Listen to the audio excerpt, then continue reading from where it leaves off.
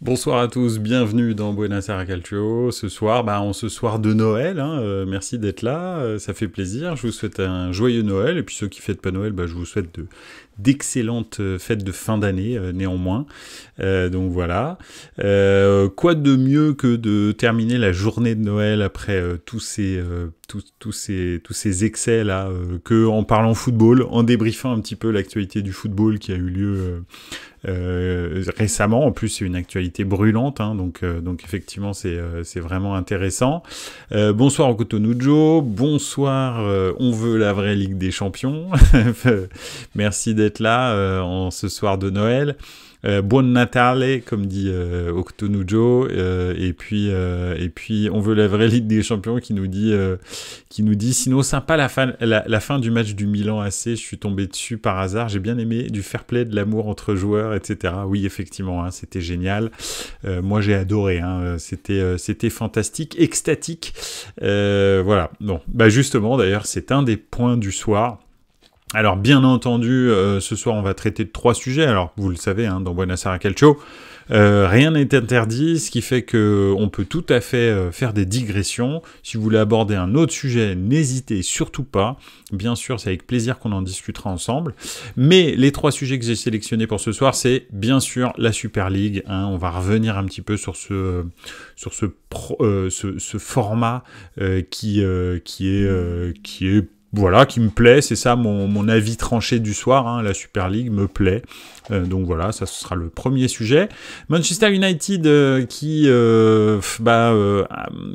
intègre, plus exactement les Glazers qui intègrent Ineos à leur portefeuille, pas leur portefeuille, mais comme investisseur vraiment privilégié de Manchester United, et même limite comme gérant de Manchester United.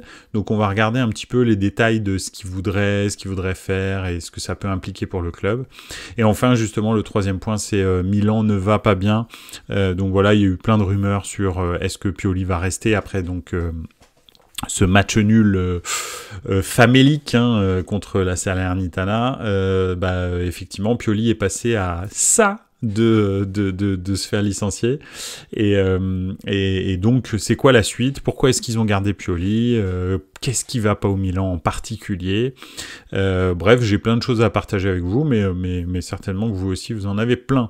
Donc voilà, et puis bien sûr à travers tout ça, à travers la Super League, à travers Manchester United et Ineos, à travers Milan, bien sûr on abordera la Première Ligue qui est on fire en ce moment, la Serie A aussi qui nous fait aussi le plaisir de faire des journées pendant ces fêtes de fin d'année, et puis bien sûr la Super League, on reviendra un petit peu peut-être sur la Champions League justement et la réaction de l'UEFA. Donc voilà. Je lis le grand commentaire de On veut la vraie Ligue des Champions. La Super League, j'ai une question que personne n'a encore réussi à répondre. Imaginons Bologne, Brest, Gérone ou Stuttgart sont sur le podium avec l'UEFA, Ligue des Champions, mais avec la Super League, ils seraient en Blue League ou pourraient prétendre à la Star League. Je peux te répondre tout à fait. En fait, si tu veux, il y a trois divisions, la Star League, la Gold League et la Blue League.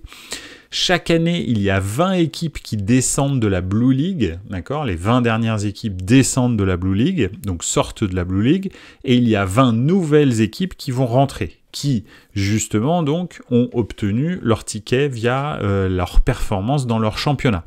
Donc, en l'occurrence, si Brest est deuxième du championnat, Bologne est deuxième, Gijón est carrément champion, Stuttgart, le VfB Stuttgart est deuxième, et ces équipes-là, alors ça dépend, ce sera bien sûr au classement, je ne sais pas si ce sera UEFA, mais oui, on peut considérer au classement UEFA de chaque championnat, un petit peu comme maintenant, ce sera combien est-ce que la France aura d'équipes qui pourront monter en Blue League? Ce sera 2. Donc si Paris Saint-Germain, Marseille et Lyon sont déjà dans la Super League, peu importe la division dans laquelle ils sont et ils descendent pas. Si Brest arrive 4e, derrière on va dire Paris Saint-Germain, Lyon et Marseille, on va dire que le 4e et le 5e en France seront qualifiés pour rentrer dans la Blue League. D'accord? Tout simplement. Parce que les 3 premières équipes seront déjà dans la Super League. Après, si Marseille, Lyon et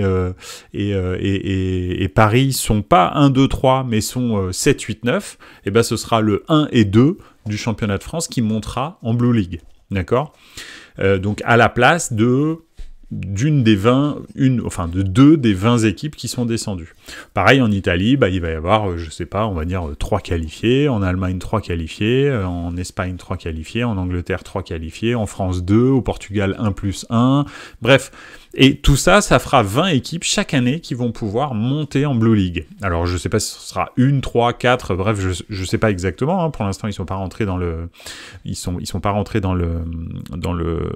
détail, mais effectivement, tu peux rentrer, mais uniquement en Blue League. Et ensuite, effectivement, si tu fais des bonnes performances en Blue League et que tu n'es pas dans les 20 derniers, tu resteras dans la Blue League, voire même tu pourras monter en Gold League. Et si tu fais des bonnes performances l'année suivante en Gold League, tu pourras potentiellement monter en Star League, etc. Donc après, je sais pas combien est-ce qu'il y a de relégation entre les groupes. Je sais pas, c'est 3, 2, bref, parce qu'en fait, finalement, il y a 16 équipes en Star League, et après, c'est plus gros, parce que c'est 64, donc il y a beaucoup plus d'équipes en Gold League et en Blue League. Donc voilà. Donc, on veut la vraie Ligue des Champions, donc je suis contre la Super League, mais contre la nouvelle Ligue des Champions aussi. Oui, c'est ça. Le truc aussi, c'est que moi aussi, il y a des trucs qui me déplaisent dans la Super League, hein. Je suis pas en train de te dire que c'est quelque chose de parfait, loin de là. C'est pas ça. En revanche, vraiment, je suis contre la nouvelle Ligue des Champions, et surtout, je suis contre le monopole, on va dire.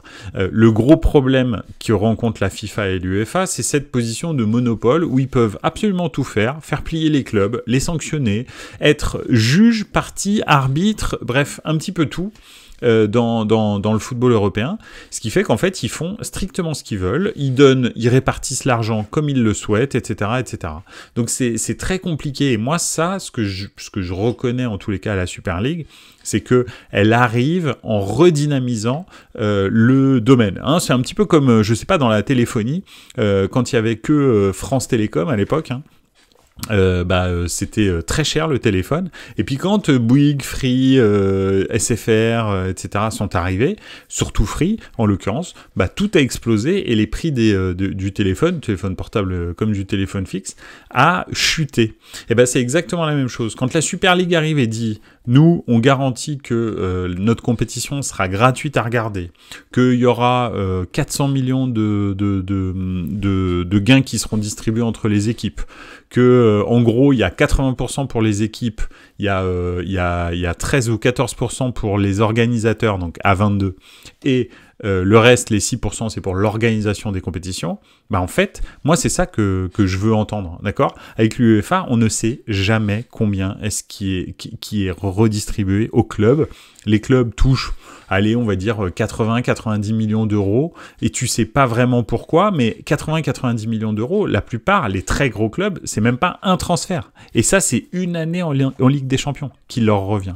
Donc, je veux dire, bien sûr, les transferts sont étalés sur la durée du contrat, donc c'est pas 90 millions qui payent tout de suite, mais ce que je veux dire, c'est que en gros, les revenus, donc en plus du marketing, etc., du ticketing, etc., en fait, c'est vrai que les revenus sont pas en corollaire avec les investissements des clubs. Et là, avec la Super League, on a l'impression que c'est un petit peu mieux. Et même pour nous, utilisateurs, si la Super League dit, nous, notre compétition sera gratuite, l'UEFA va commencer à devoir un petit peu revoir son business plan.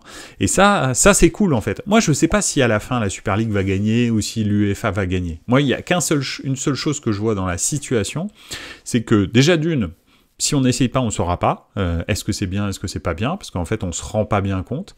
Et enfin, de deux, le truc, c'est que certainement, les vainqueurs, ce sera nous, en fait. Ce sera nous en tant que consommateurs du football. Pourquoi? Parce que peut-être les matchs seront plus intéressants, peut-être que l'UEFA va être obligée de se remettre en question sur le format de sa compétition, sur combien est-ce qu'elle fait payer, qu'est-ce qu'elle redistribue au club, etc., etc. Parce que là, pour l'instant, il y a plein de clubs qui disent non. C'est vrai. Il y a plein de clubs qui disent non, ah non, moi je suis pas intéressé par la Super League, etc. La plupart des clubs, si vous regardez, la plupart des clubs qui disent non ont des problèmes avec l'UEFA en termes de fair play financier.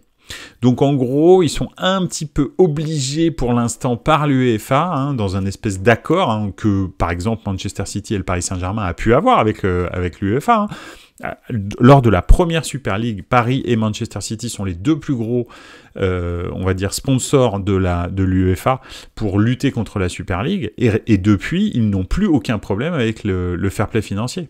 Et là, c'est un peu la même chose. Les Lille, les clubs, en fait, les Inter, etc., qui se déclarent contre la Super League sont que des clubs qui ont des problèmes financiers. On dirait que, en fait, l'UEFA fait peser de tout son poids un arrangement, on va dire, dans les sanctions. Et encore une fois, c'est une méthode mafieuse. Hein. Ça ne change pas, en fait, si vous voulez. C'est à ça qu'on le reconnaît. Donc pour l'instant, moi, les déclarations on va dire, de volonté des clubs de soutenir ou de pas soutenir la Super League, je les prends avec beaucoup de recul parce que j'attends de voir le jour où la Super League, pas cette année, mais l'année suivante, va dire voilà, bonjour Inter de Milan, si tu participes à la Super League, je te garantis, je sais pas, on va dire 100 millions d'euros, et tu seras en plus en gratuit à la télé, ce qui fait que tu vas toucher un public énormissime pour pouvoir vendre des maillots, etc., tout ton marketing.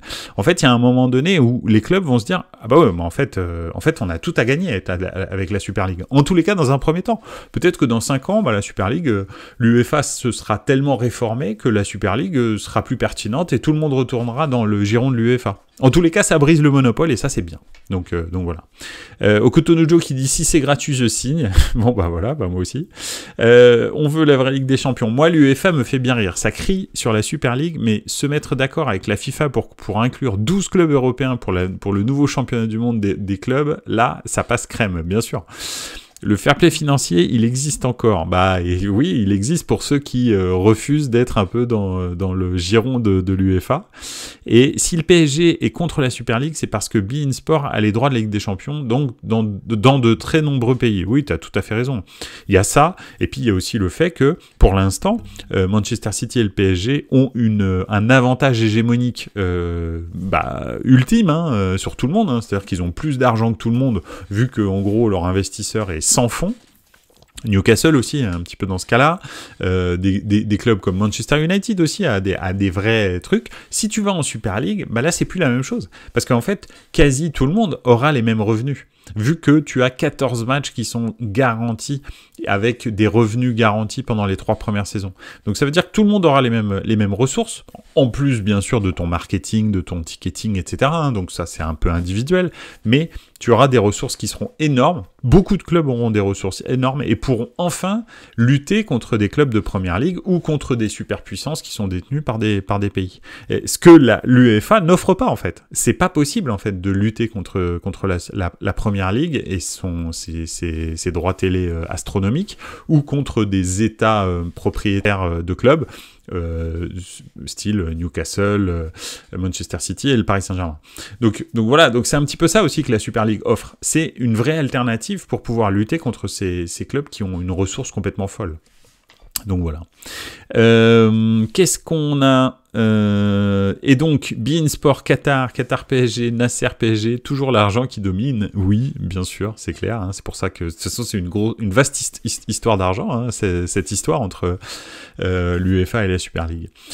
Pour ça, que les clubs de Première Ligue sont contre, ils veulent rester les rois du monde, et je les comprends. Bien entendu, c'est clair. Encore une fois, si tu intègres la Super League, déjà d'une, c'est une ligue privée, donc s'ils ont envie d'être régulateurs, et d'après ce qu'a dit Anas, qui est je crois que c'est un actionnaire de A22, ils veulent faire ça, ils veulent être régulateurs. Ça veut donc dire qu'ils peuvent très bien mettre un salary cap pour les clubs qui participent à la Super League. Alors je pense pas qu'ils le feront dans un premier temps parce que déjà le but du jeu c'est de les attirer les clubs, donc s'ils commencent à dire ah bah non mais toi tu peux pas dépenser plus que mais à terme c'est ça qui va se passer, un petit peu comme ça s'est passé avec la NBA. Au début tout était possible, hein, c'était le plus riche qui achetait les meilleurs joueurs, et puis petit à petit il y a eu des salary cap avec des luxury tax si tu dépasses les salary cap, donc voilà, alors, la NBA a eu la décence de ne pas interdire aux gens d'investir dans leur franchise pour développer la NBA, mais plutôt de surtaxer tout ce qu'ils dépensent. Donc en gros, ils gagnent de l'argent, mais ils t'empêchent pas d'investir. Tu vois. Donc en gros, c'est bénéf. J'espère que, par exemple, la Super League fera de ce genre de choses avec les salary cap. Par contre, la com d'A22, masterclass, mettre de petites vidéos dans toutes les langues pour expliquer pour les mecs comme moi, j'ai beaucoup apprécié. Mais ouais, je suis tout à fait d'accord. Mais en gros, maintenant, la Super League n'est plus une ligue fermée. En revanche, c'est une ligue, effectivement, qui a une ouverture par le bas et pas une ouverture par le haut, d'accord ? Lens, par exemple, typiquement, ne se serait pas retrouvé en Star League cette année, contrairement à cette année avec la coupe de la Champions League, en ayant terminé 2e du championnat. Pourquoi ? Alors, moi, personnellement, j'ai vu énormément de clubs dans ma carrière, pas ma carrière, mais dans ma vie d'observateur du foot. J'ai vu énormément de clubs faire des très très grosses performances en championnat. Hein. Je repense à, je sais pas, je pourrais penser, si je prends ne serait-ce que la France, je peux prendre Auxerre, je peux prendre, je sais pas, Montpellier, par exemple, en 2012. Des clubs un petit peu comme ça. Lille, mais Lille avant qu'ils soient champions, etc. Lille, quand ils étaient pas mal avec Claude Puel, je sais pas si vous vous souvenez. Et Vaïd Halilhodžić, donc là on parlait des années 2000, tous ces clubs-là qui tout d'un coup se retrouvent parachutés en Ligue des Champions, mais n'ont pas la taille pour être en Ligue des Champions, d'accord ? C'est-à-dire ils n'ont pas ni les effectifs, ni les moyens, ni même l'expérience pour pouvoir encaisser la Ligue des Champions en plus du championnat.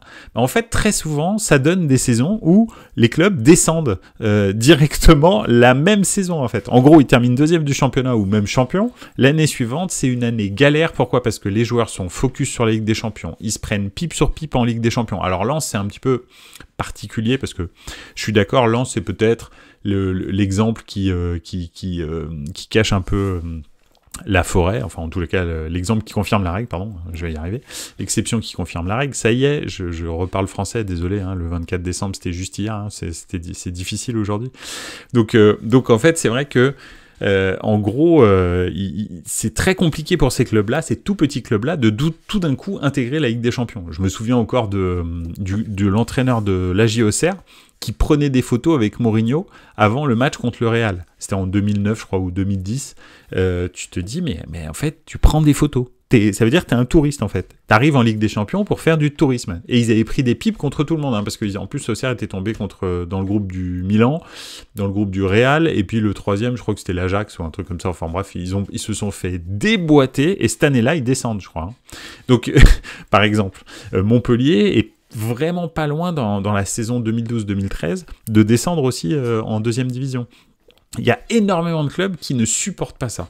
Et c'est vrai que les intégrer par le bas, moi je pense que c'est une bonne solution parce qu'ils vont toucher de nouveaux moyens financiers, d'accord, en rentrant dans la Blue League, bien entendu, mais en même temps ils vont pas commencer à rencontrer les cadors d'Europe, quoi. Ils vont pas commencer à rencontrer Manchester City, etc. D'ailleurs, la FIFA et l'UEFA plus exactement, a fait exactement la même chose avec la Ligue des Nations. Je ne sais pas si vous avez réfléchi, mais la Ligue des Nations, c'est exactement la même chose. En gros, alors ça remplace des matchs amicaux, d'accord, mais le système de la Ligue des Nations, c'est des groupes qui sont par niveau, d'accord. La France, par exemple, va être dans la Ligue A, et dans la Ligue A, il va y avoir 4 équipes qui sont super fortes. La Ligue B, il va y avoir 4 équipes qui sont un peu moins fortes, Ligue C, Ligue D, Ligue E, etc., etc. Et en gros, ça veut dire que les équipes européennes se rencontrent par niveau pour pouvoir progresser.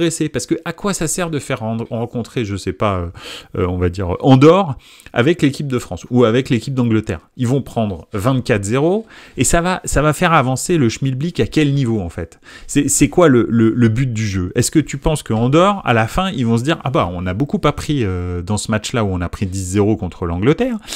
On sait maintenant que si on les re-rencontre, on prendra que 9. Non, je pense pas. Je pense que la prochaine fois qu'ils les rencontrent, ils reprennent 10. En revanche, si Andorre joue contre une sélection où ils arrivent à mettre des choses en place, articuler des actions, peut-être mettre des buts, faire un match nul ou une défaite un peu courte, là, ils peuvent apprendre des choses. D'accord ? En revanche, jouer contre une équipe, une des meilleures équipes du monde, à quoi ça sert ? C'est exactement la même chose. Si Auxerre, pas Auxerre, quoi que je leur souhaite de monter, Hein, en tant que moitié bourguignon, je leur souhaite de monter. Mais on va dire que Auxerre, si ils vont en Ligue des Champions l'année prochaine, enfin bon là ça sera pas possible, mais l'année d'après, bah s'ils rencontrent des clubs qui sont à peu près à leur niveau, d'accord, bon on va dire c'est à peu près le niveau Blue League, ça doit être le niveau Conference League, on va dire. Et ben là ils vont peut-être vivre une vraie expérience européenne, une vraie expérience internationale qui va leur donner des choses et peut-être même remporter des primes de victoire, alors que en Star League, c'était impossible. Ils feraient 0 victoire. C'est sûr et certain. Donc voilà. Alors, je vais retourner dans les commentaires parce qu'il y en a pas mal. Regarde Toulouse, barrage en Ligue Europa, mais très mal en points en championnat. Mais oui, absolument, je suis tout à fait d'accord avec toi. On l'a vu avec Gibraltar, à part se ridiculiser contre la France, c'est vrai que ça leur a rien apporté d'autre. Mais oui, Gibraltar, ils sont pas meilleurs maintenant qu'ils ont pris 10-0 contre la France. Hein. C'est pas, ça change rien. Hein.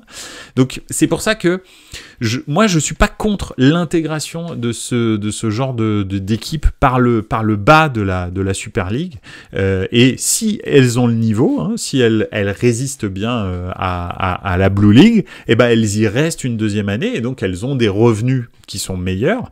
Et etc. Et donc, ils arrivent à grandir, en fait. Donc, c'est plutôt pas mal, moi, je trouve. Et puis, effectivement, des grands clubs qui font de la merde. Par exemple, Manchester United, imaginons, ils intègrent je dis n'importe quoi, parce que je pense pas que ce soit le cas, mais imaginons que Manchester United, la Super League, les invite à participer à la Star League. Parce que c'est Manchester United, parce qu'ils n'ont pas assez d'équipes super grosses, etc. Bon. Manchester United, s'ils continuent à faire de la merde, parce que ça va être le sujet suivant, donc ce sera une très bonne transition. S'ils continuent à faire de la merde au niveau organisation, recrutement, etc., bah, en fait, ils vont très très vite sortir de la Star League. En Gold League, bah, ça va être aussi difficile, hein, parce que c'est Manchester United, et très vite, ils vont se retrouver en Blue League, et là, bah, c'est pas sûr qu'ils réussissent à gagner, parce que les mecs, ils ont pas envie de jouer contre Auxerre, et puis en même temps, bah, ils peuvent tout à fait sortir de la Blue League. Alors oui, ça va se faire en 2 ans, ça c'est vrai, mais ça va aussi pouvoir sécuriser les investissements de grosses équipes comme Manchester United, le Real, Milan, je sais pas, enfin toutes ces grosses équipes à travers le monde qui investissent énormément dans des joueurs avec des énormes salaires et qui vont pouvoir se dire au moins je suis sûr que même si ça se passe très très mal, j'ai 3 saisons d'affilée de Super League avec des revenus qui sont quasi garantis.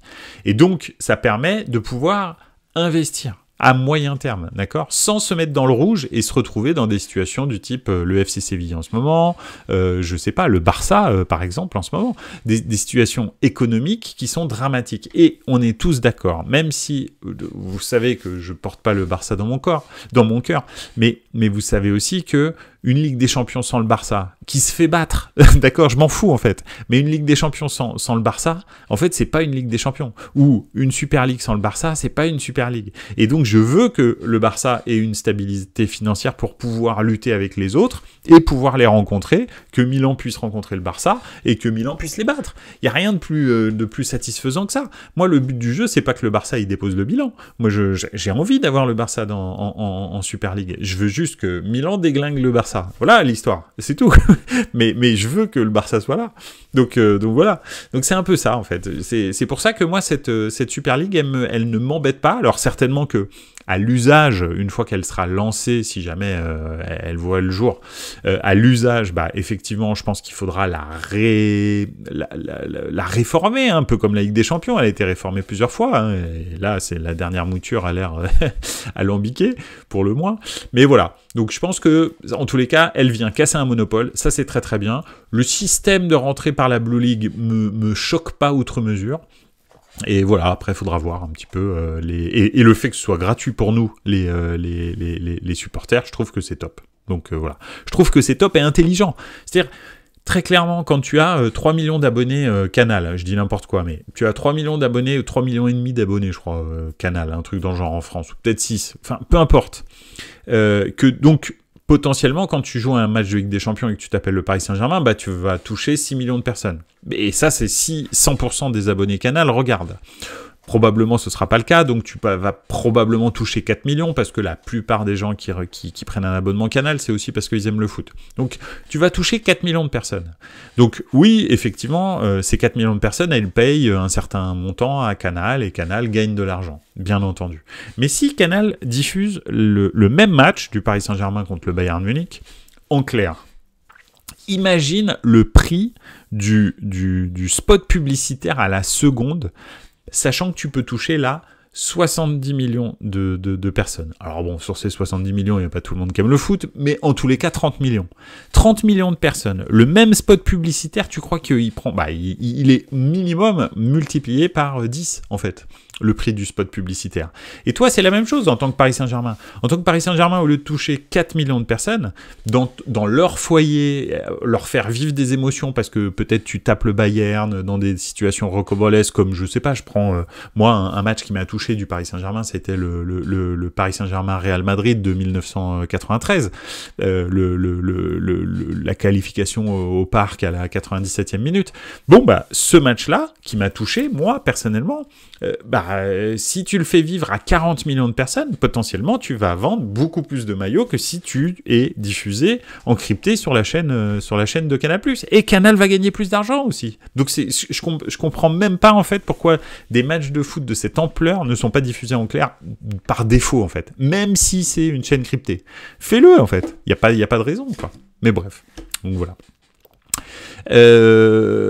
Alors la Super League, on l'a compris, c'est voir de gros matchs, mais à force, voir un 8e Arsenal versus Liverpool, tu n'as pas peur que ça fasse comme en F1 où Max gagne tout, on va se lasser de voir de belles affiches. Ah, je crois pas. Chaque année, déjà... ça tourne, hein, forcément. Les 16 meilleures équipes d'Europe, il va y avoir des montées et des descentes. Donc ça, déjà, c'est un petit peu comme en ce moment, hein, parce que les huitièmes de finale, chaque année, t'attends le tirage. T'es super content de voir le tirage au sort. Et tu as hâte de voir des gros chocs. Tu vois, je sais pas, le Inter Atlético, tu vois, ça fait longtemps qu'il n'y a pas eu. Moi, il m'intrigue, parce que je me dis que l'Inter est plus fort, mais en même temps, l'Atlético est une équipe redoutable, donc je sais pas, en fait, tu vois. Et ça, en fait, tu vas le voir chaque année. En fait, chaque année, tu vas avoir effectivement de très très gros matchs, mais dès le début de la compétition. Et ça, c'est vraiment top. Et après, effectivement, les très très très grosses équipes vont se rencontrer en huitième de finale. Donc je pense que non, franchement, moi je suis plutôt super excité de voir des très gros chocs dès le début de la saison. Regarde là le groupe en or, on va dire Dortmund, Newcastle, Paris et Milan. Tout le monde était content de voir des très gros chocs dès le premier tour, honnêtement. Enfin, je veux dire, moi, ça m'a pas choqué. Et je suis très content de voir la huitième de finale pourtant. Donc voilà, limite, je suis déçu que Paris prenne juste la Real Sociedad, alors que Paris a déjà eu 3 gros chocs dans ses éliminatoires. Donc non, moi, ça m'embête pas. Mais bon. Voir de petits clubs comme l'Ajax arriver et à éliminer la Juve, le Real, et être en finale à 6 secondes près... c'est beau aussi. Avec la Super League, c'est fini ça. Pas forcément. Si l'Ajax, justement, tiens, tu parles du championnat hollandais. Si Ajax, PSV, Feyenoord intègre la Super League, je dis ça, mais j'aurais pu en citer d'autres, mais on va dire les 3 plus gros. Ajax, PSV, Feyenoord intègrent la Super League. Mais en fait, là pour l'instant, pour nous, c'est des petits. Mais s'ils ont les revenus de la Super League chaque année, qui sont garantis. Imagine une équipe comme l'Ajax, avec son savoir-faire en termes de jeu, de formation, enfin de post-formation, parce que l'Ajax ne forme pas grand monde, c'est plutôt le PSV et le Feyenoord qui forment, et l'Ajax récupère et fait de la post-formation. Hein. Bref, c'est important de le savoir, parce que la plupart des joueurs sont pas formés à l'Ajax, ils sont post-formés à l'Ajax. Bref, imaginons qu'avec leur savoir-faire, en plus de ça, tu leur donnes des moyens financiers qu'ils n'auront jamais, hein, parce que les droits télé du championnat hollandais, autant te dire que c'est 23 € et 4 cacahuètes. Hein. Et pourtant, ils arrivent à faire des choses extraordinaires. Mais en fait, l'Ajax sera plus un petit. L'Ajax sera un très gros quand tu le croiseras. Parce que l'Ajax pourra en plus s'aligner sur le marché des transferts. Et donc, moi, le fait que, effectivement, donner la possibilité à des Hollandais, supporters des 3 plus gros clubs de Hollande, de supporter des équipes qui peuvent battre le Barça, le Real, le Milan, l'Inter, le Bayern, etc., en fait, c'est aussi ça que je veux dans la Super League. C'est que Si l'Ajax intègre la Super League, même en Gold League, d'accord, même pas en Star League, mais en Gold League, il récupère beaucoup d'argent. Il reste 2-3 saisons en Gold League. Bah, au bout de 4 ans, t'inquiète qu'ils seront en Star League, et en Star League, ils seront pas là pour faire de la figuration. Ils vont arriver, ils vont déglinguer tout le monde.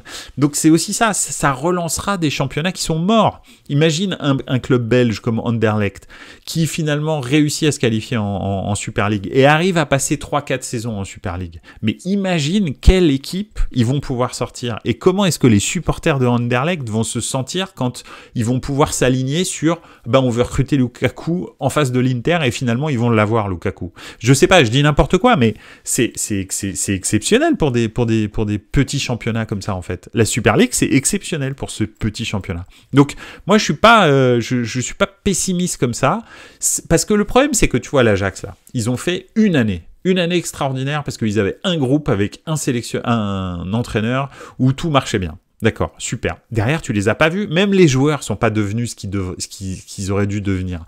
Les De Jong, les De Ligt, Van de Beek, Hakimi, etc. Pas Hakimi, Ziyech, etc. Bah, je suis désolé, ils sont pas devenus ce qu'ils devaient devenir. Pourtant, tu te dis, mais c'est pas possible. En fait, cette équipe, si tu lui donnes l'argent qu'il faut pour garder tout le monde, bah, en fait, cette équipe, elle peut gagner avec des champions dans 2 saisons. Et ben là, avec la Super League, c'est ça que tu leur offres. C'est cette équipe-là, en fait. Bah, l'Ajax, ils n'ont pas besoin de vendre tous leurs joueurs. Ils peuvent les gagner 3 ans et gagner la Ligue des Champions. Gagner la Super League. Donc, moi, je trouve que c'est exceptionnel, en fait. Au contraire du fait que ce soit restrictif pour les petits clubs, au contraire, je trouve que c'est fantastique pour les petits clubs et pour les petits pays, entre guillemets, les petits championnats. Parce qu'ils vont avoir des équipes qui vont pouvoir être compétitives sur le marché des transferts et même en termes de jeu. Donc voilà, moi je suis plutôt optimiste. Je vois peut-être le verre à moitié plein, hein, c'est possible, hein, mais en tous les cas, j'attends de voir avant de voir le verre à moitié vide. Donc voilà. Tac. Oui, mais tu étais aussi hypé par le parcours de Galatasaray et en Super League fini. Mais non, parce que Galatasaray probablement va faire partie d'une des 3 conférences. Galatasaray mérite d'être dans les 3 conférences, la Blue League, la Gold League ou la Star League.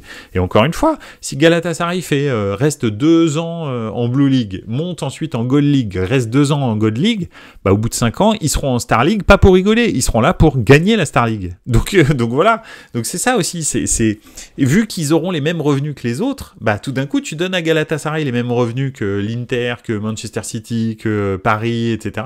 Bah attends, tu peux très bien avoir une équipe de jobards à Galatasaray en 5 ans. Hein. Ça, c'est possible, en fait. Donc, c'est pour ça que je pense que non. Je pense que c'est faisable, en fait, de bien vivre le football dans ce cadre-là. Et peut-être même que en sécurisant les clubs, bah, peut-être que les clubs tenteront un peu plus de choses au niveau du jeu, au niveau des entraîneurs, etc. Et ils arrêteront de regarder le résultat à très court terme, en fait. Tu vois ? Le résultat à très court terme, c'est il faut absolument qu'on se requalifie pour la Ligue des Champions la saison prochaine. Donc, quitte à sacrifier la Ligue des Champions, certains matchs de Ligue des Champions, parce qu'en fait, les matchs de championnat sont plus importants que les matchs de Ligue des Champions. D'accord ? Parce que en fait, finalement, la manne financière que tu gagnerais en prenant 1 point ou 2 en plus parce que tu as mis ton équipe type en Ligue des Champions, de temps en temps, en fait, c'est moins rentable que si tu mets tes remplaçants en Ligue des Champions et que en championnat, tu mets ton équipe type, parce que si tu retournes en Ligue des Champions pour les 6 matchs que tu vas jouer en poule, là maintenant ce sera les 8, ben en fait, tu gagneras plus d'argent qu'en gagnant 2 points en plus. Donc, c'est aussi ça le truc, c'est qu'en donnant de la stabilité au club, tu vas pouvoir leur permettre d'être plus créatifs, plus inventifs, d'être moins tenus par les résultats immédiats footballistiques. Un club, un très gros club qui se plante une fois, d'accord ? Je sais pas, le Real. Le Real, ils font 2-3 investissements où ils passent complètement à travers. Ils font un Hazard, un Eden Hazard, couplé avec un Michael Owen, couplé avec je sais pas, Redondo, par exemple. Alors, pas Redondo, parce que ça a marché. Mais bon, 2-3 coups comme Michael Owen et Eden Hazard, qui sont des catastrophes absolues, hein. C'est des catastrophes industrielles, ces transferts. Mais en fait, tu fais ça 2-3 fois, et tu rates la Ligue des Champions, bah là, en fait, ce sera absorbé. absorbé par le fait que tu es en Super League et que de toute façon, bon, sauf si tu termines vraiment 6e de la Gold League, enfin, on va dire 16e de la Gold League, bah, de la Star League, tu descendras pas. Donc, tu peux prendre un petit peu plus de risques dans les investissements, mais aussi dans le style que tu veux donner. On sait très bien que mettre un entraîneur et lui dire bon bah tu as 2 mois pour mettre en place un projet, c'est pas possible, il lui faut des fois 2 ans à un entraîneur pour refaire complètement un club. Bah là avec la Super League tu peux le faire, c'est pas grave si tu passes à travers sur une saison, parce qu'en fait tu peux rester quand même, continuer à gagner de l'argent, remonter la saison suivante parce que ton projet sera mature, et ensuite la 3e saison pouvoir gagner la Star League. Donc moi je trouve que c'est plutôt pas mal, mais bon voilà. Mais je comprends. Mais après, moi, je donne mon avis, c'est tout. Hein. C'est mon avis, ça ne regarde que moi. Mais voilà. Bon, on va passer. On a fait 35 minutes sur la Super League. En même temps, je m'en doutais. Hein, c'était quand même assez spectaculaire. Mais en tous les cas, voilà. J'espère que ça va voir le jour et que ça va bouger, surtout l'UEFA, et que l'UEFA. Moi, en fait, ce dont je rêve réellement, c'est que en gros, l'UEFA dise bon bah votre projet il est super bien, mais c'est nous qui allons le gérer, c'est nous qui allons faire le régulateur, créer la compétition, etc. Et vous êtes les investisseurs à 22. Moi en fait, s'ils font ça, mais c'est mortel en fait. Si l'UEFA dit bah nous on est les régulateurs, on va s'organiser, on va continuer à organiser les compétitions, mais on va faire votre format, c'est une super idée.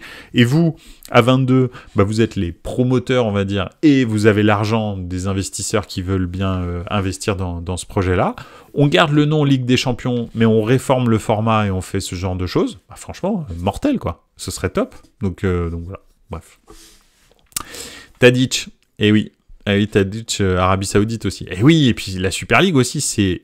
Dernière chose sur la Super League, c'est la réponse, la seule réponse possible à l'Arabie Saoudite et à la Première Ligue. En fait, toutes les autres ligues sont prises entre deux étaux que sont la Première Ligue et l'Arabie Saoudite. En gros, ils font ce qu'ils veulent parce que bah ils ont on va dire les robinets sont ouverts et ils n'ont absolument aucune limite.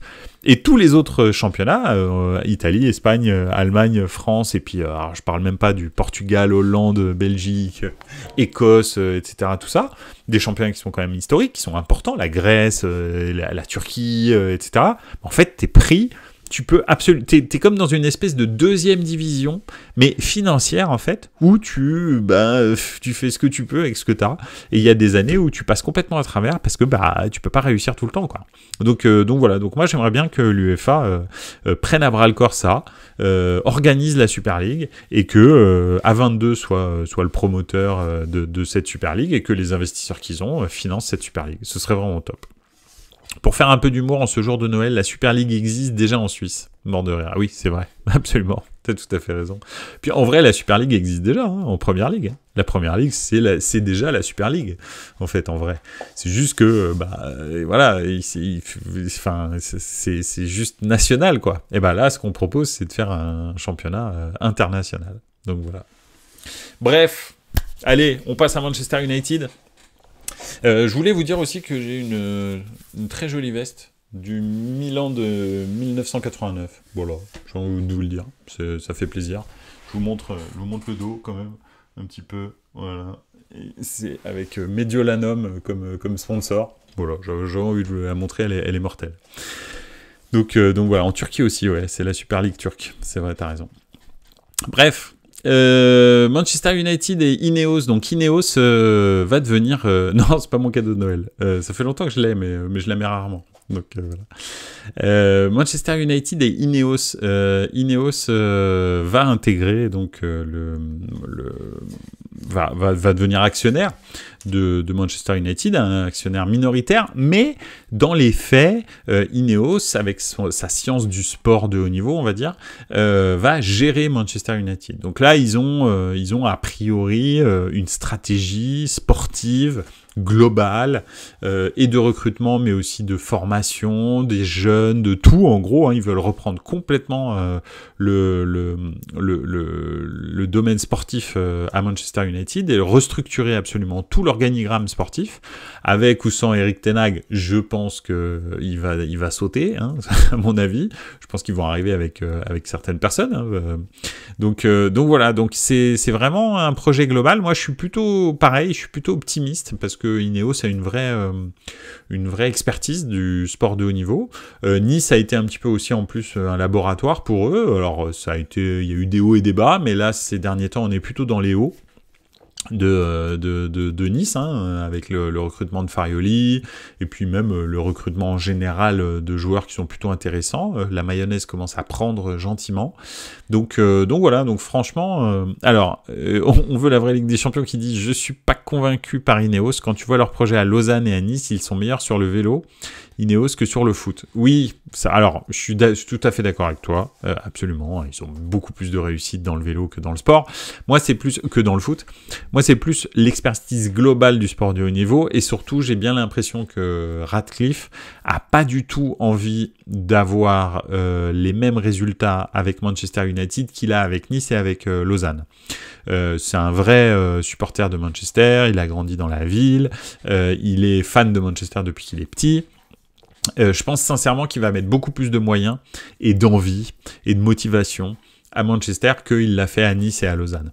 Nice et Lausanne, c'était plus des investissements, on va dire, stratégiques, parce que pour représenter Ineos dans le sport de haut niveau, voilà, il se trouve qu'un club en France, c'est pas excessif, ça coûte pas grand chose, et puis en plus de ça, Nice c'est une ville un peu, on va dire, iconique pour les Anglais, donc il a fait cet investissement un petit peu en dépit, par dépit plutôt, parce que déjà à l'époque il voulait acheter Manchester United, et puis dès qu'il y a eu une opportunité, il s'est directement positionné. Donc je pense qu'à Manchester il va sortir le grand jeu et que ça va être beaucoup plus structuré que ça l'est à Nice ou à Lausanne. Donc voilà. Bon, après c'est mon avis, hein, mais on va voir.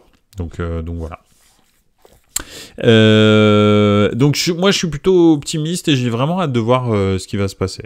Après à Manchester est dans un trou intersidéral, hein, au niveau sportif, hein, ils ont encore perdu là, et c'est assez pathétique, hein, le niveau de cette équipe, toutes les recrues qu'ils ont payé des prix stratosphériques sont nuls, les dernières, hein, si on prend les Anthony, les Højlund, je suis désolé mais c'est vraiment pas terrible, les gars comme ça, c'est vraiment pathétique, quoi, hein. On peut regarder toute l'équipe, c'est voilà. Bruno Fernandes, c'est devenu le fantôme de Bruno Fernandes. Maguire a repris un petit peu son niveau, mais ça change pas que c'est Maguire, hein. Ça va pas devenir Nesta tout d'un coup. Et puis tout est un peu tout paravolo. L'histoire de Jadon Sancho, c'est pas terrible. C'est mal géré par Ten Hag. Donc voilà, donc c'est un peu compliqué. Varane, ils ont pris son frère à United, ouais, et d'ailleurs le Real veut le racheter après toutes les blessures que le Real a eu en défense. Là, a priori, ils aimeraient bien le transférer au marché d'hiver pour terminer la saison, parce qu'ils ont plus de défenseurs centraux, et c'est vrai qu'à Varane au Real, il connaît la maison, l'adaptation va être assez rapide, et je pense qu'il va retrouver son niveau, enfin en tous les cas un bon niveau. Après son niveau je pense pas, mais voilà. Donc voilà. Donc ça peut être, je sais pas, j'ai hâte de voir ce qu'ils vont faire, parce que là il y a quand même énormément de soldes à faire, hein. Il y a des joueurs à vendre, hein. Beaucoup, hein. Ouh là là, il y a très peu de joueurs à garder en vrai à Manchester. Si tu regardes bien, il y a vraiment très très peu de joueurs à garder. Le recrutement du United, c'est flop sur flop à des prix démentiels sur les transferts. Ouais, tout à fait, t'as tout à fait raison. C'est stratosphérique ce que dépense United. Si les dirigeants, les fans de United disent oui, c'est parce que les Glazers mettent pas les moyens. Non, ça n'a rien à voir. C'est juste qu'ils mettent des moyens, mais ils les mettent au mauvais endroit. Il y a rien qui est construit, il y a pas de ligne directrice dans le jeu. Je crois qu'on consulte même pas le manager général, l'entraîneur avant de faire des recrutements. Donc bref, C'est quand le dernier bon transfert qu'ils ont fait à United, je sais pas. Hein. Bah, Bruno Fernandes. Bruno Fernandes, c'était pas mal quand il est arrivé. Franchement, les 2 premières saisons, c'était le seul bon joueur qu'ils avaient à un moment. C'était donc, mais là, ces derniers temps, c'est assez, c'est assez pas terrible hein, cette saison, hein, Bruno Fernandes. Mais déjà la semaine dernière, non mais Okutonujo, Højlund, il est gentil, il est jeune, je sais pas ce qu'il fait là. Franchement, le pauvre, j'ai mal au cœur pour lui, mais pour l'instant, il est pas bon. Maintenant, il est pas bon parce qu'il est arrivé dans une équipe de merde et que en plus de ça, il a pas du tout d'expérience du très haut niveau, Højlund. Donc, moi, je lui en veux pas. Je dis pas que c'est un mauvais joueur. Je dis juste que ce qu'il fait à Manchester United depuis le début, c'est naze. Enfin, je veux dire, c'est quelconque en tous les cas. Il est pas meilleur que je sais pas. Ils l'ont payé très cher. Il est absolument pas meilleur que comment il s'appelle cet attaquant français là, qui est nul aussi d'ailleurs. Martial, il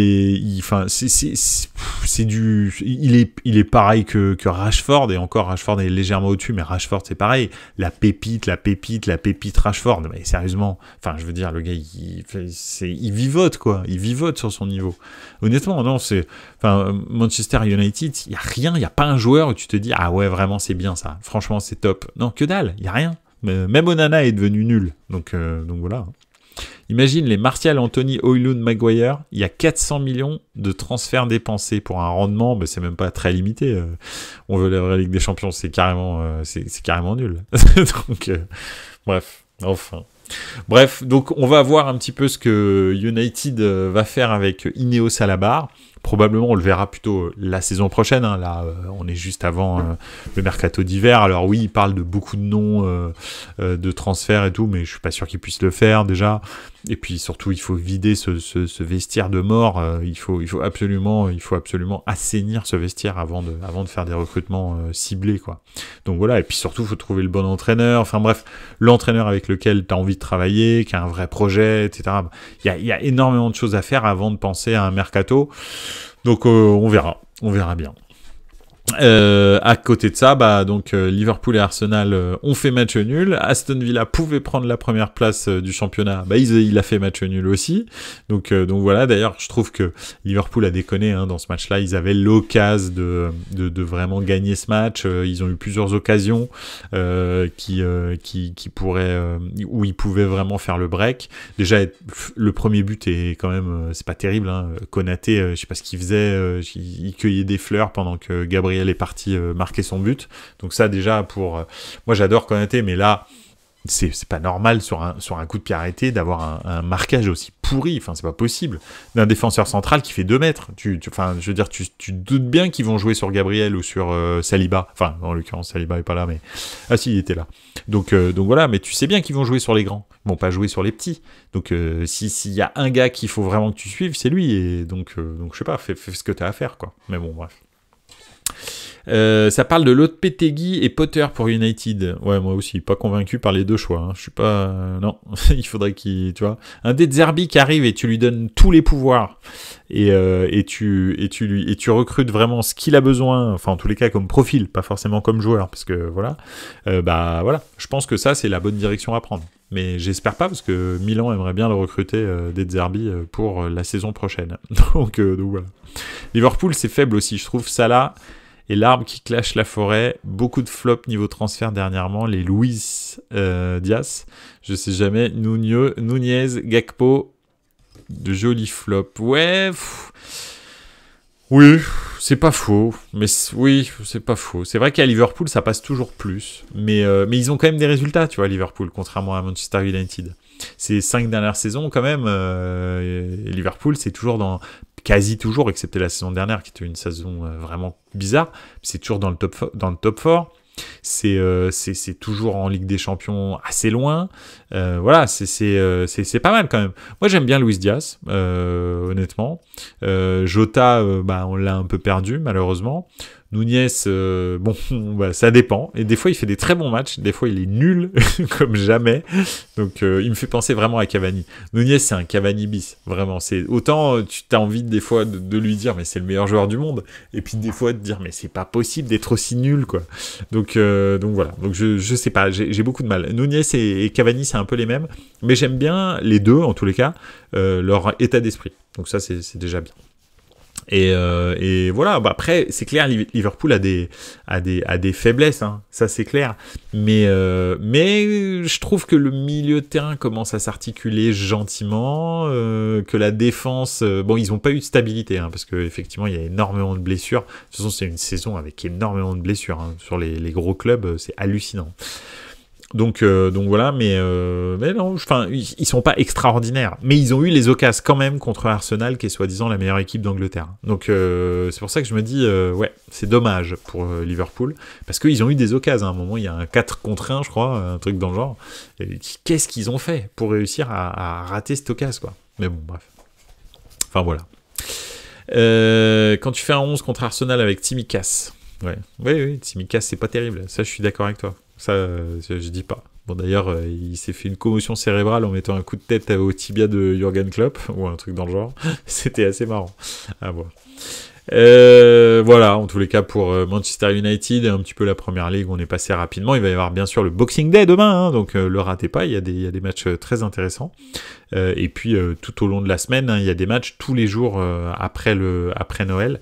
Et surtout, il y a un multiplex géant de Serie A le 30 décembre à 18h. Il y a toutes les équipes qui jouent en même temps. Donc ça peut être vraiment sympa. Il y a de très beaux matchs. Donc voilà, la Serie A et la Première Ligue nous régalent pendant cette période des fêtes. Faut en profiter. On parlait d'occasion ratée, celle de Sterling. Celle de Sterling. Oh là là là là là. C'est dramatique. Ouais, c'est clair. Ouais. Et puis Chelsea, ils n'y arrivent pas. Hein. Et pourtant, ce match-là, ils doivent le gagner. Ils doivent absolument le gagner. Enfin, je veux dire, si tu regardes sur le papier, si tu parles d'expected goal, de tout ce que tu veux, ils doivent le gagner et ils n'y arrivent pas, en fait. C'est bizarre. Moi, je pensais que ça allait prendre, mais je pense que le gars, il a trop de joueurs. Il a trop de joueurs. Son vestiaire, ça doit être trop galère à gérer. Enfin, je sais pas. Il faut qu'il en envoie, il faut qu'il crée une autre équipe. Il faut qu'il crée une autre équipe à Londres. Je sais pas. Il faut qu'ils aient 2 équipes, les gars de Chelsea. Et qu'ils s'inscrivent dans une autre ligue, ou je sais pas. C'est pas. Ou alors ils sont déjà prêts pour la Super League, je sais pas, pour avoir 2 équipes, une en championnat, une en Super League, c'est possible. Bon, bref. On va terminer gentiment. On va pas prendre trop de temps parce que ça fait déjà un petit moment qu'on est ensemble, mais c'est avec un très grand plaisir que je suis avec vous. Mais on va terminer avec la Serie A un petit peu, souligner que donc l'Inter a pris énormément d'avance à 44 points à ce moment-là de la saison et à exactement le même nombre de points que le Napoli la saison dernière. Juste pour que vous le sachiez. Donc voilà, on a vanté les qualités du Naples. Et puis d'ailleurs, avant la trêve, on se disait c'est incroyable, ils ont jamais perdu. En fait, l'Inter est en train de faire exactement la même chose en Serie A cette année. Donc ça va être quasi impossible d'aller chercher l'Inter. On veut la vraie Ligue des Champions qui veut parler de Yildiz, qui est le petit attaquant turc le jeune, il est pas petit, il est grand, mais le jeune attaquant turc de la Juve, qui a 18 ans ou 17 ans, je crois. Donc voilà, en Serie A, j'anticipe, mais Allegri est un tueur de coach, le but d'Yildiz monstrueux, et tu le sors et tu laisses Milik. J'étais en stream, on était sous le choc. Non mais de toute façon, Allegri, il y a rien. Déjà, il fait jouer ce petit jeune parce qu'il peut rien faire d'autre. Enfin bref. Moi, si la Juve le garde une saison de plus ou plusieurs saisons de plus, parce que c'est ça le problème, je ne comprends plus rien à ce club. Honnêtement, je ne comprends plus rien à ce club. Ok, ce club a toujours été un club. On va dire, ça n'a jamais été le club en Italie qui produisait le meilleur jeu. Jamais. Quasi jamais, ou alors vraiment quand ils étaient ultra dominants. Mais là, depuis quelques années, c'est même plus ça. C'est probablement un des clubs où tu t'emmerdes le plus en permanence. Et en grande partie dû aux dirigeants et à l'entraîneur. Donc il faut vraiment remplacer ce Charlot. Voilà. Et le seul entraîneur qui aurait pu produire du jeu à la Juve, en fait, il s'est retrouvé avec Cristiano Ronaldo, et c'était pas du tout prévu. Et des dirigeants qui en gros lui obligeaient à jouer avec Cristiano Ronaldo, et donc il pouvait pas mettre en place son jeu. Même l'équipe était réticente à se découvrir après 8 années Allegri, donc voilà. Mais bon, bref. Ils vont le garder pour la Super League, mais ils sont quand même dans le top 4 la Juve. Oui, non mais c'est très bien, hein. Je dis pas, je te parle de qualité de jeu. Je ne parle pas de résultats, parce que Fino à l'affiné, hein, on les connaît. Hein. Donc voilà. Le Juve Roma de samedi, j'ai peur de m'ennuyer, mais entre Allegri et Mourinho, on va bien se marrer sur les bancs. Ouais, putain. Mais Allegri, en ce moment, il devient. Alors, on l'appelait le fou hein, quand il était joueur. Hein. Mais là, il pète des plombs hein, sur le banc. Là, je l'ai encore vu ce week-end.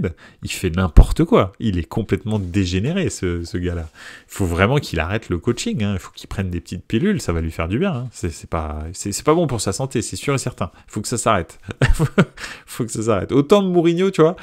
Il a quand même, tu vois qu'il kiffe sur le banc. Moi, Allegri, il se transforme. C'est un Gremlins, le truc. Non, franchement, voilà. Je vous parle des Gremlins parce que bien sûr, c'est Noël et bien sûr, les Gremlins est un film de Noël, si jamais vous en doutiez. donc voilà. Donc oui, mais Milan va pas bien, à part ça en Ligue bon alors le Napoli non plus, hein, le 2-0 famélique a terminé à 9 contre 11, voilà, De Laurentiis qui sort la sulfateuse avec Garcia, ça m'a bien fait marrer, avec dès la présentation j'aurais dû le virer parce que j'ai compris quand il s'est présenté que c'était pas le bon entraîneur, ça tu te dis mais t'as fait quoi pendant les entretiens avant en fait, tu t'écoutais pas, je sais pas, bref. Donc voilà.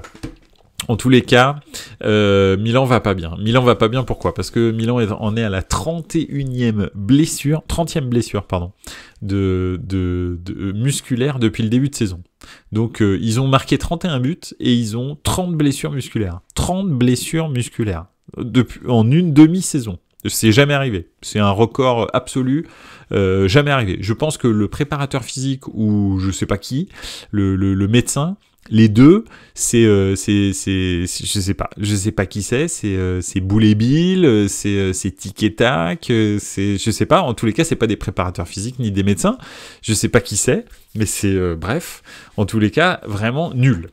Pioli on dirait, n'a plus vraiment la main sur son vestiaire. Ils réagissent, les joueurs, parce qu'il y a une grosse institution derrière et qu'ils peuvent pas tout d'un coup baisser les bras. Mais j'ai l'impression, en fait, c'est que de la réaction, c'est-à-dire ils ont un ou deux mauvais résultats, hop, tout d'un coup, ils se remotivent tous et ils refont un bon résultat, et puis Pioli est à nouveau sauvé, etc. Ça se prolonge un petit peu comme ça. De surcroît, en coulisses, il y a des choses qui se passent. En 2024, en théorie, Cardinal, donc via sa société Redbird Capital, doit rembourser 550 millions d'euros à Elliott. C'est le prêt que Elliott lui a consenti pour racheter le Milan à Elliott. Hein. Donc c'est Elliott qui a financé le rachat de Redbird Capital à Elliott. Alors c'est pas un problème parce que Redbird Capital est une société qui est en très bonne santé financière. Ils peuvent très bien le payer, ça y a pas de souci. Mais est-ce qu'ils en ont vraiment envie ? Est-ce qu'ils sont pas en train de s'apercevoir qu'ils ont mis le doigt dans un club où c'est pas Toulouse, où en fait tu peux pas faire du trading et attendre que ça se passe en fait, c'est pas possible. Donc j'ai l'impression qu'ils se rendent compte que ce type de club, c'est pas comme ça que tu les gères, et qu'ils commencent à avoir de plus en plus la pression des tifosi, et ils veulent pas terminer comme les Glazers, on dirait. Donc ils sont en train de voir si finalement un autre investisseur pourrait pas reprendre le Milan. En l'occurrence, on parle d'un investisseur saoudien qui serait proche du PIF, donc le fonds d'investissement d'Arabie Saoudite, hein, qui est un espèce de gouffre sans fin, hein, plus de 1000 milliards de capitaux. En l'occurrence, donc, alors ce serait pas le PIF directement qui achèterait, mais c'est une société qui est un peu satellite du PIF. Donc c'est quand même une très grosse société.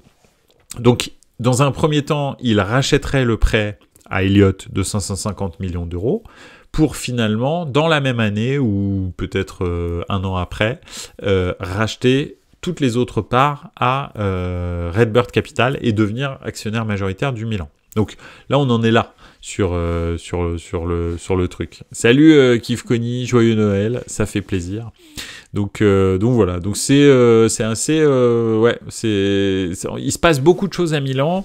Pioli va, et ça c'est sûr, sauter avant à la fin de la saison, au minimum, hein, donc ça c'est sûr.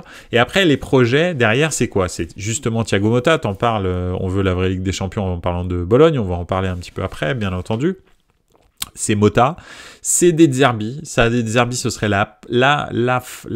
l'option numéro 1. Et c'est aussi Antonio Conte. Alors, Antonio Conte, je pense qu'avec Redbird, ça va pas du tout passer parce que Redbird veut pas investir, veut faire que du développement jeune. Antonio Conte, c'est pas du tout son truc, il sait pas le faire. Il l'a jamais fait. Tout ce qu'il veut, lui, c'est des stars confirmées, énormément d'investissements, voilà. Donc voilà.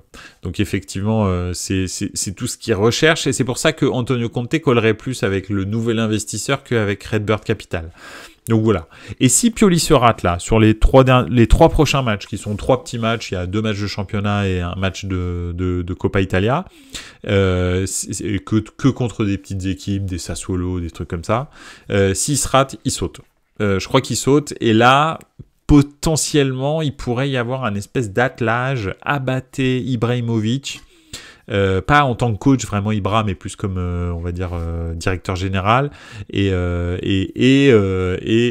Abaté qui en ce moment entraîne la Primavera, dans un espèce d'intérim avant de potentiellement essayer de recruter De Zerbi au mois de juin. Ça, ce serait l'option numéro 1. Thiago Motta, option 1 bis. Et enfin, option numéro 2, Antonio Conte, si jamais, effectivement, la dimension du projet change. Hein, parce que si ça reste comme ça, Antonio Conte, il viendra pas. Donc voilà un petit peu, mais il y a beaucoup de mouvements à Milan. Le classement, bon, bah heureusement que derrière, ça avance pas trop. Il reste quand même 3e, mais devant, ça avance beaucoup, et les écarts commencent à être importants avec la Juve et l'Inter.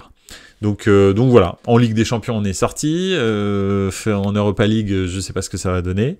En tous les cas, il va y avoir vraiment beaucoup de mouvements dans les 6 prochains mois au Milan, et ça va être intéressant, que ce soit au niveau de l'actionnaire, que ce soit au niveau de l'entraîneur, que ce soit au niveau aussi de la dimension du projet. Hein. Peut-être que Redbird va redimensionner son projet, et pour l'instant Milan surtout ne s'est pas positionné pour ou contre la Super League.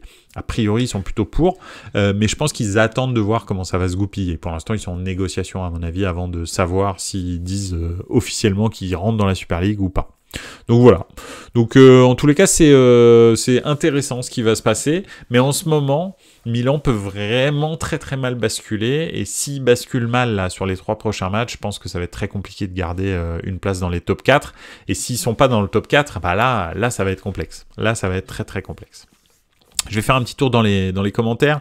On n'était pas en live jeudi du coup. Un mot sur la masterclass de Bologne qui enchaîne en battant l'Atalanta. Thiago Motta, meilleur coach et de loin en Serie A cette saison. Absolument. Et ce match surtout de Coppa Italia contre l'Inter qui était complètement dingo, avec Zirkzee qui rentre et qui fait n'importe quoi. Il leur fait tout en fait à l'Inter. Donc voilà, prolongation, etc. Non, franchement c'était top. C'était vraiment top, ce match de Coppa Italia était fantastique. Donc voilà. Bologne joue très très bien au football. Thiago Motta a l'air d'être une personne vraiment délicieuse. Donc voilà, j'adorerais l'avoir au Milan, mais je pense qu'on est énormément à vouloir Thiago Motta comme coach la saison prochaine, dont la Juve. J'aimerais bien que la Juve recrute un De Zerbi, un Thiago Motta, un Italiano par exemple. Ce serait quand même cool quoi. Et je crois qu'Italiano est dans les petits papiers de la Juve pour la saison prochaine. Donc ça ce serait bien. Italiano, coach de la Fiorentina, si jamais vous vous demandiez, la Fio joue très très bien au football. De Zerbi, le faire revenir en Italie, bon courage. Au club d'ailleurs, on en a parlé avant, mais un De Zerbi à United avec des moyens, ça pourrait faire un sacré coup pour United et lui-même. Oui, c'est vrai, il aime beaucoup la Première Ligue, il le dit, mais l'Italie lui manque, et Milan en particulier, parce qu'il faut pas oublier que c'est un Milaniste, hein. Il a été formé à Milan, à la Primavera du Milan, il a joué un petit peu à Milan, vite fait, après il est parti très rapidement, et il a joué en Serie A, mais c'est quelqu'un qui a grandi sous l'égide de l'AC Milan, donc Milan c'est quelque chose qui pourrait le tenter, et l'Italie, le retour en Italie aussi. En revanche, c'est vrai que oui, un très gros club en Première Ligue, c'est vraiment le truc qu'il aimerait, quoi. Donc voilà. Donc faudra voir les offres, les propositions, le projet. Effectivement, United, s'il lui donne le champ libre, les pleins pouvoirs, ça peut être top. Hein. Donc voilà. Bref, Milan va pas bien, la Serie A va plutôt bien, hein, parce que tous les clubs italiens sont qualifiés en Coupe d'Europe, il n'y a que 2 pays comme ça, c'est la France et l'Italie, donc c'est plutôt pas mal. Donc voilà, mais non les femmes, Alors, Octonojo qui dit c'est la nourriture qui lui manque, c'est sûr. Et on veut la vraie Ligue des Champions dit non, les femmes. Oui, ça peut être les deux. Ça, je suis tout à fait d'accord. donc voilà. Bon. Écoutez, je vous souhaite... on va s'arrêter là-dessus, hein, parce que ça fait quand même un bon moment qu'on est ensemble, ça fait 1 heure, mais c'est très bien, c'est très cool. Mais je vous souhaite encore de très très bonnes fêtes de fin d'année, un joyeux Noël si vous fêtez Noël, ou toute autre fête si vous fêtez toute autre fête. Ça a été un grand plaisir de discuter football avec vous ce soir, j'espère que ça va vous intéresser. On se retrouve lundi prochain, et oui, c'est le 1er janvier. Mais probablement on se fera encore une petite soirée, quoi de mieux encore une fois que commencer l'année en parlant de football, tous ensemble. Il y aurait eu le Boxing Day, il y aurait eu la journée de championnat en Serie A, il y aurait eu certainement des nouvelles concernant la Super League, et aussi la Ligue des Champions, hein, parce qu'il était question à un moment donné que l'UEFA refasse son format de Ligue des Champions après l'annonce de la Super League, donc allez savoir. Donc voilà. C'est avec grand plaisir qu'on se verra lundi prochain à 21h normalement, si tout se passe bien. Ok, mais de toute façon sur les réseaux je vous tiens au courant. Voilà, merci encore, ça a été un plaisir de passer cette année avec vous. Passez une excellente fin d'année, on se revoit si tout va bien et je le souhaite fortement l'année prochaine. Donc voilà, en attendant, n'oubliez pas, ciao les gars, ciao ciao.